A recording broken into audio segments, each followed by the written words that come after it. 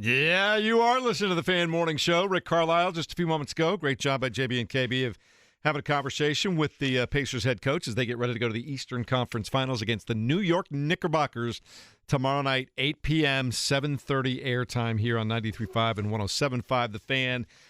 Couple of days of rest for everybody out at the track before they get going again on Friday at Carb Day.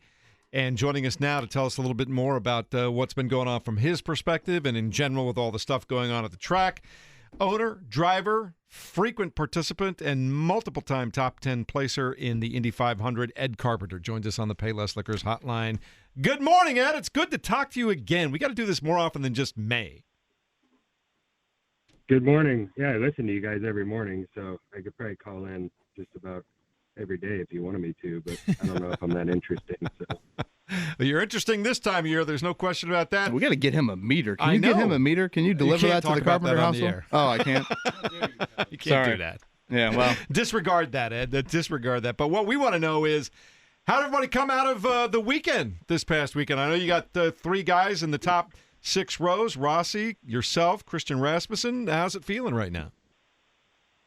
I mean, honestly, out of qualifying weekend, we were disappointed. We had expected to perform a little bit better and have at least one, if not all, of our cars in the top 12 shootout. So there was some disappointment on the weekend. It was the first year since 2015 that our team didn't have a car in the shootout format. So it was kind of strange not being active and involved on that Sunday. But it became a very entertaining day for a lot of different reasons. So really kind of was out here as a fan early on, and then things got a little more interesting, and then Indy delivered and gave us a surprise pole winner and a great storyline with Prema. Happy to see Team Chevy get on the pole as well. Ed, what do you think of what occurred with Team Penske on Sunday and then the infractions that we saw laid down yesterday?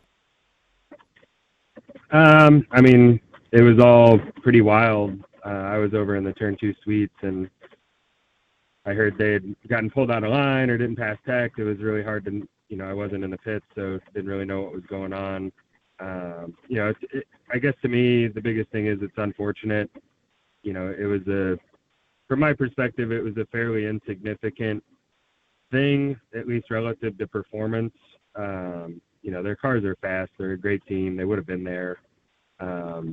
It is it is an infraction of the rules. So I think the series has done the right things. I have a lot of other thoughts that I'm reluctant to share, in a public forum, just because I think some things, at least with my owner hat on, need to be addressed more respectfully and privately. But I think, there's a lot of talk, a lot of questions about a lot of things with Penske Corporation owning our sport and operating a team. But, I do think that we saw the series, act in the best way they could. So that should make people feel good about where the sport is. And, I guess the biggest disappointing thing to me is the fact that, in this case, I don't think it falls under the adage of, any PR is good PR.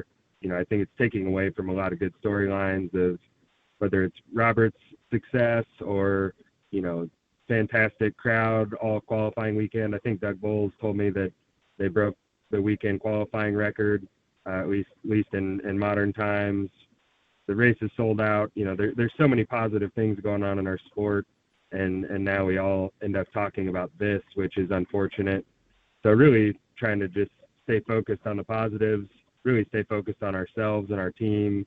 As I said, qualifying didn't go the way we wanted it to, but yesterday in practice, at least Alex and I, we finished feeling very, very good. Christian had a little mishap, but when Alex and I finished practice, we kind of wanted to put a cover on the car, really happy with it, super pumped for Sunday, and think we have a car that we can go fight for a win with. Ed, one more just on all of that transpired coming out of the weekend, and this is maybe more of kind of a bigger picture question series-wise, But, as an owner, would you like to see like a third party governing body, if you will, that is separate from, I don't know, not necessarily under the Penske umbrella, if you will? I hope I'm making sense in what I'm describing here. Just from an infraction standpoint, a third party that comes in here, they handle all the rulings, and you don't feel like you've got a little bit of a, well, that guy signs my checks too. Yeah, I mean, I don't know. I have a pretty unique perspective on the whole situation, being a part of a family that owned this institution and operated the sport for a long, long time. And in that time frame, my family operated a race team, Vision Racing, that I drove for in the early and mid 2000s. And, I know it can be done with integrity and success. So, I hear a lot of people, questioning that Roger should own it all. And, I may be one of the few that disagree with that. I think the right guy owns the sport. I think he's doing a ton of great things for the sport. I just think there needs to be some conversations still to be had that makes everyone feel a little more comfortable than maybe they do today. I've heard ideas like you kicked around. I'm not sure how that gets done. It could be a good idea, but it really hasn't been discussed enough for me to know if that's the answer or not. But I think, like I said, I think the sad part is our sport's heading in a great direction. The competition's fierce, and it's really just unfortunate that the storyline is going to be as relevant as it will be through race day. And hopefully we can all go put on a great show and move past this. Ed, you've talked about more positive storylines, and I'm excited myself to see Robert Shwartzman get out there and have a chance to just show what he can do after winning the pole. So for someone who's raced for a long time, driven for a long time, can you kind of put into perspective what it is to have a rookie, win the pole? Yeah, I don't think it had happened since 1983. So it's been a very, very long time. We have seen a lot of rookies be successful here. There's been rookie winners, more so in the race in that same time frame. Alex, my teammate, I think was the last rookie to win in 2016. So it happens. And, even though he's a rookie here, there's not a driver in this field that's not, elite and a very capable and talented driver. And clearly his team's doing a good job and built him a fast car. He doesn't have experience that some of the other guys in the field have, but it doesn't mean that he can't go out and have a extremely special day. It's up to the rest of us 32 drivers to put pressure on him and make it a challenging 500 miles for him. Ed Carpenter of Ed Carpenter Racing, driver and owner, joining us on the Payless Liquors hotline.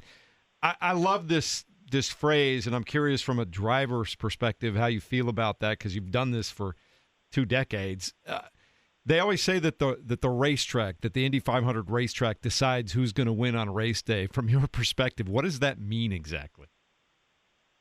Well, it's such a dynamic race, 500 miles. There's so many things that have to go well for you to be able to be successful here, and especially now with the majority of the field stays on the lead lap. The reliability of our equipment is so strong. So not only do we have to be virtually perfect, but the circumstances of how the day plays out has to fall your way. You most years you see the winner, get some sort of break. And I think that's what people allude to, that the track picks the winner. It's the hardest race in the world to win. And, I've had cars that I've felt capable of winning in and haven't won the race. So it takes more than just being good. It's a really challenging race. It's an emotional race. It's a long race. So it's very dynamic. He's a P1 listener, and if he finds himself P1 on Sunday, that crowd will absolutely roar over there at IMS. Ed Carpenter with us here, Payless Liquors Hotline. Ed, fingers crossed for good weather tonight for girls sectional track as well. We need McKenna Carpenter jumping as high as she can in pole vault, correct? Yeah, she'll be there. We'll be there.